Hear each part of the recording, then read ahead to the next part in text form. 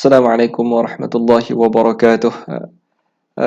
أهلا وسهلا ومرحبا بكم للطلاب الجدد إلى الكلية الجامعية الإسلامية بملكة. أنا أستاذكم في المادة اللغة العربية في هذا الفصل الدراسي. Selamat datang kepada para pelajar baru Kolej Universiti Islam Melaka. Saya adalah pensyarah bahasa Arab anda di dalam semester ini. Jadi yang pertama-tama sekali saya mengalu-alukanlah kehadiran anda semua ke dalam kelas pertama saya ini. Untuk apa? Yang pertama sekali untuk berkenalan lah. Jadi Ustaz nak berkenalan dulu. Kamu semua boleh panggil Ustaz lah. Ustaz Fahmi. Nama Ustaz Fahmi bin Muhammad Faisal. Ustaz asal orang Negeri Sembilan. Dan Ustaz tinggal pun di Negeri Sembilan, di Seremban. Jadi kalau dulu tu Ustaz sentiasa berulang ke Kuim. Jadi hari ini kita belajar secara atas talian. Jadi Ustaz berada di rumah dan kamu pun berada di rumah jugalah. Baik. Jadi untuk benda yang pertama sekali untuk introduction kenapa kita belajar di Kuim ni, kita kena ambil subjek bahasa Arab. Yang pertama sekali sebab semua pelajar di Kuim untuk menjadi graduan Kuim dia perlu lulus kedua-dua subjek bahasa Arab, iaitu bahasa Arab 1 dan juga bahasa Arab 2 yang ditawarkan pada semester 1 dan juga semester 2. Baik. Jadi apa faedahnya belajar bahasa Arab? Tak ada kena-mengena dengan kos saya. Jadi untuk pengetahuan semua, bahasa Arab adalah bahasa dunia. Okey, jom kita tengok.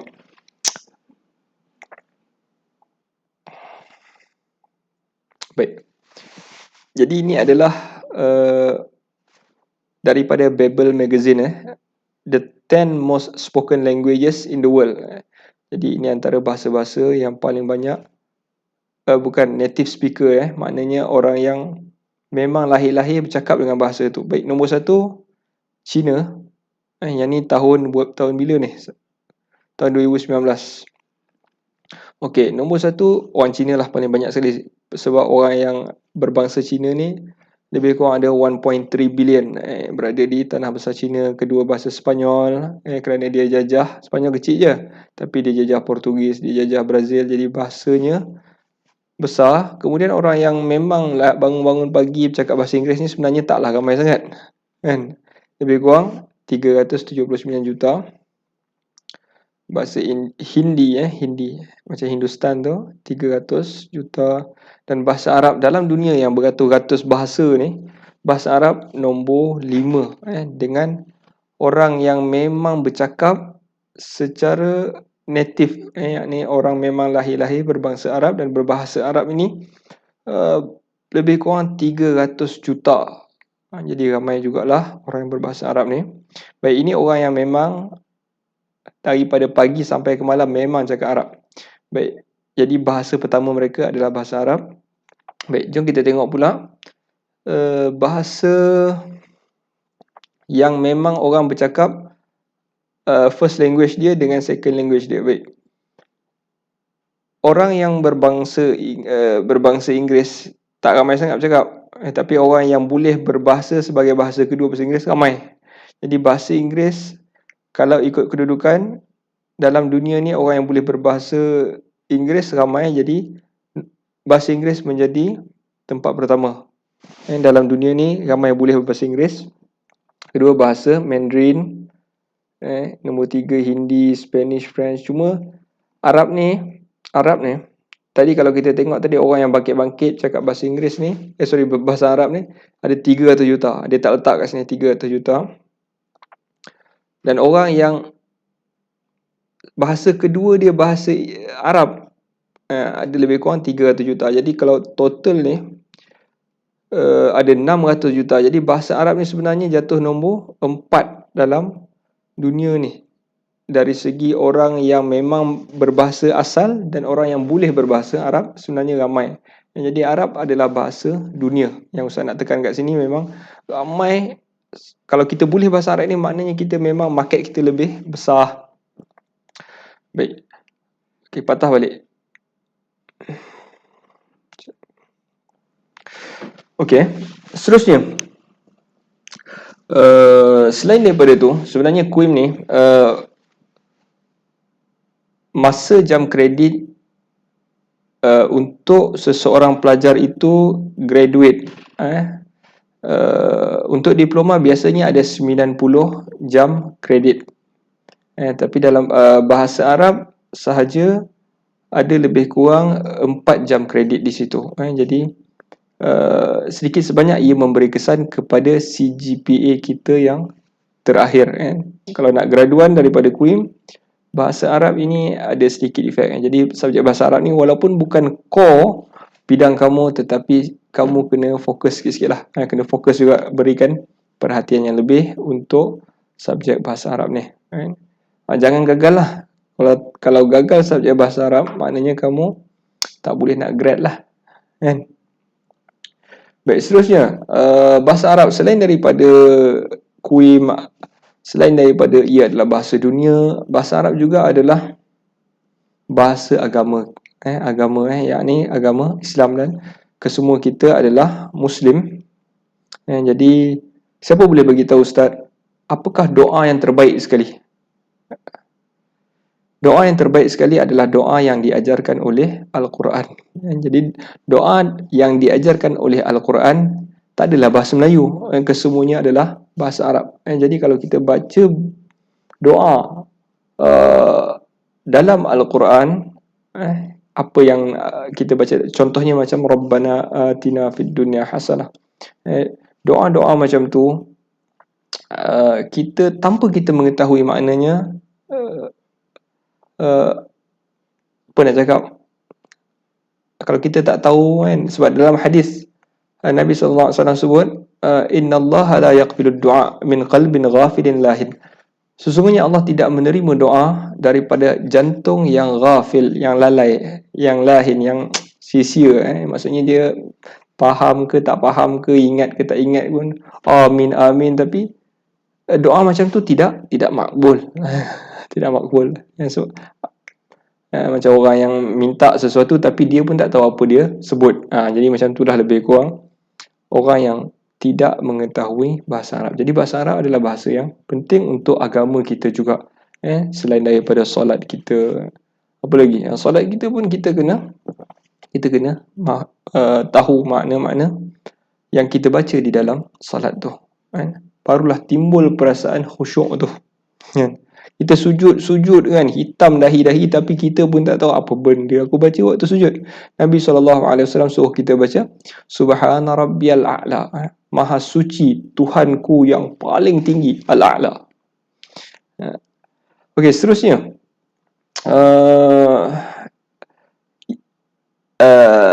bahasa Arab juga adalah bahasa Al-Quran. Jadi bahasa Al-Quran yang mana Allah Subhanahu Wa Taala di kalangan banyak-banyak bahasa dalam dunia ni, Allah Subhanahu Wa Taala pilih satu bahasa untuk disampaikan wahyunya di dalam kepada manusia. Jadi dalam banyak-banyak bahasa tu Allah pilih bahasa Arab. Tentulah bahasa Arab ini mengandungi sesuatu yang special. Dan satu lagi, kalau kita tak berminat nak belajar bahasa Arab, seolah-olah kita ni pun tak berminat nak tahu apa yang Tuhan bagi tahu kepada kita. Macam tu dah. Contohnya orang yang ada orang suka dekat dia, tulis surat dia dalam satu bahasa, contohnya bahasa Rusia kan. Orang tu tulis bahasa dia pun tak minat, tak apalah, kau bacakanlah untuk aku. Jadi lebih kurang macam tu lah kalau kita tak mau belajar bahasa Arab kan. Kalau kita minat dengan orang tu, kita pun akan terjemahkan sendiri, cari makna, apa makna bahasa Rusia ni kan. Itu maknanya kita bersungguh-sungguh untuk mengetahui mesej yang hendak disampaikan kepada orang yang mencintai kita. Jadi sampailah bahasa Arab, sampailah kepentingan mempelajari bahasa Arab ni kepada kita semua. Baik. Jadi apa yang Ustaz nak bagi tahu dekat sini adalah apa yang Ustaz perlukan daripada anda semua untuk subjek bahasa Arab ni. Jadi subjek bahasa Arab ni yang paling penting sekali adalah silibus. Silibusnya ada di dalam suatu buku. Isunya silibusnya semuanya ada dalam buku ni. Kalau tak ada buku ni, maknanya kamu tak boleh nak skor subjek ni. Isunya di situ. Baik. Jadi bagaimana cara dia? Jadi Ustaz suggest, sekejap panas tak cuaca di sini. Kita naikkan sikit. Okey. Jadi Ustaz suggest untuk anda beli buku ni dan cara-cara membeli buku ni Ustaz akan bagi WhatsApp cara dia. Jadi buku ni macam mana? Bukunya begini. Macam mana? Okey. Bukunya begini. Ini bentuk buku dia. Kitabul Lughal Arabiyah 1. Bahasa Arab 1, ini buku dia. Jadi buku ini berharga lebih kurang RM15. RM15. Bukanlah Ustaz nak paksa beli Ustaz. Tapi kalau tak ada buku ni masalah juga untuk kita belajar. Sebab Ustaz hanya akan berpandukan buku ni. Segala latihan kita, apa yang kita belajar, apa yang kita nak lancar, apa yang kita nak buat kuis, apa yang kita nak beri tugasan, semuanya adalah berdasarkan buku ini. Jadi cubalah usaha sedaya upaya untuk membeli buku ini. RM15 harga buku ni. Boleh buat pembayaran, nanti akan ada orang post ke rumah kita. Post kos dia RM6 lagi. Jadi total 15 campur dengan RM6, RM21. Itu harga Semenanjung lah. Kalau Semenanjung ni RM6 lah post dia. Tapi kalau Sabah Sarawak dia lagi mahal, dalam RM10. Baik, seterusnya, apa yang Ustaz perlukan juga daripada anda adalah keyboard. Keyboard bahasa Arab. Jadi pastikan keyboard handset kita ada bahasa Arab. Bagi yang tak ada tu, cuba cari dalam setting dia, add language, ada bahasa Arab. Jadi dia akan dapat keypad macam bahasa Arab ni. Bagi yang menggunakan laptop, sebaiknya kita ni kalau belajar di universiti kena ada laptop lah kot. Duduk rumah ni mungkin ada desktop ke, pakailah dan cuba dapatkan keyboard bahasa Arab ni, stiker-stiker ni kan, supaya kita boleh type dengan baik. Baik, apa lagi yang Ustaz perlukan daripada anda? Tak ada lah kot. Yang tu je. Baik, jadi Ustaz cerita apa? Kita cerita sikit lah pasal apa yang ada dalam buku tu. Buku tu mengandungi 3 bahagian. 3 bahagian. Yang pertama An-Nas. Kat sini An-Nas. Yang kedua adalah Al-Qawaid. Dan yang ketiga adalah Al-Munawwa'at ataupun Al-Aqwal Al-Ma'surah. Baik. An-Nas itu apa? An-Nas itu adalah teks. An-Nas itu adalah teks. Teks itu apa? Teks tu macam-macam lah. Teks ni boleh jadi macam keratan akhbar, boleh jadi macam hadis, boleh jadi macam Quran. Tapi kita untuk bahasa Arab 1 ni kita tak main benda-benda tu. Kita hanya, teks kita hanyalah al-hiwar, iaitu dialog sahaja. Baik, yang seterusnya bahagian yang kedua adalah al-qawaid. Al-qawaid adalah tata bahasa, ataupun dalam bahasa Inggeris kita panggil grammar.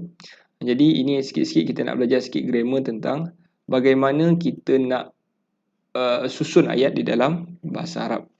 Kita kena kenal sikit-sikit lah, barulah kita boleh buat ayat yang betul. Jadi kita tak buatlah ayat I is going kan. Kita tulis I is going, kita akan kata I am going. Jadi itu kepentingan, sedikit sebanyak kepentingan mempelajari grammar. Baik. Dan yang terakhir adalah Al-Munawwa'at. Al-Munawwa'at ni maksud dia pelbagai, kepelbagaian. Jadi kepelbagaian ni macam-macam lah. Kita akan belajar nombor, warna. Jadi kita kena ingat sikit-sikit lah tentang perkataan yang ada dalam bahasa Arab. Baik. Baik, perkara yang terakhir Ustaz nak beritahu kat sini adalah objektif. Setiap benda yang kita belajar ada objektif dia. Jadi objektif kita mempelajari bahasa Arab ni ada 3. CLO ni makna dia Course Learning Outcome. Apakah hasil pembelajaran kita. Jadi nampak tak nampak, besarkan sikit. Baik. Okey. Baik, sialur yang pertama adalah by the end of semester, by the end of the semester, anda semua akan menghafal sekurang-kurangnya 150 perkataan bahasa Arab. Jadi daripada dialog-dialog yang kita belajar, daripada warna-warna yang kita belajar, apa-apa yang kita belajar itu, by the end kamu ada dalam kepala kamu 150 patah perkataan. Baik. Yalah, belajar bahasa ni memang kena hafal lah sikit kan. Belajar bahasa ni tak mungkin kalau kita tak menghafal. Baik, yang seterusnya, menggunakan perkataan dan ungkapan bahasa yang berkaitan dengan tajuk di atas dalam perbualan harian. Jadi bila kita belajar, kita pun boleh praktiskan. Macam Ustaz sebut di awal-awal video tadi, ahlan wa sahlan wa marhaban bikum. Jadi macam tu kita boleh gunakan perkataan-perkataan itu dengan betul. Baik, yang perkara yang terakhir adalah membina frasa-frasa bahasa Arab yang mudah dengan menggunakan asas-asas tata bahasa yang berkaitan dengan kata nama. Jadi daripada kita tahu tu, kita cuba bina benda-benda yang lain. Kita boleh buat simple sentence di dalam bahasa Arab. Jadi ini antara target kita mempelajari subjek bahasa Arab ini. Baik. Jadi Ustaz minta ini taklimat kita yang pertama. Jadi minggu ni kita mungkin tak ada kelas live. Jadi Ustaz hanya buat video ni dan Ustaz minta untuk kamu tulis balik apa yang kamu dapat daripada video ni. Ustaz dah ajar tadi kan macam mana nak tulis jawapan. Okey, boleh tulis jawapan anda. Tak payah panjang-panjang sangat, buat by point pun tak apa. Jadi sampai sini dulu. Baik, siapa yang hantar tu baru Ustaz tik kehadiran dia. Okay. Assalamualaikum.